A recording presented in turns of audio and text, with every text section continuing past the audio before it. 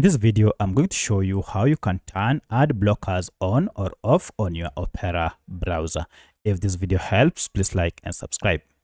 To turn on or off this feature, go to your Opera browser on your smartphone and then head down here to your profile icon, tap on it, and you should see under here shortcuts we have ad blocker, and currently it is turned off. So you can just tap on it to turn it on like this, and you can see it is enabled. Or if you want to disable or turn it off, just tap on it to turn it off.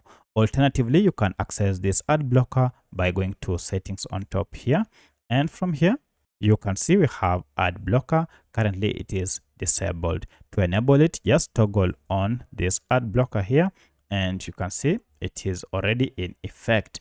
However, if you wish to turn it off, then toggle this off to disable it. So that's how you can enable or disable ad blocker on Opera browser app. If you have any other question, kindly let me know in the comment section. Otherwise, thanks for watching, and let's meet in the next video.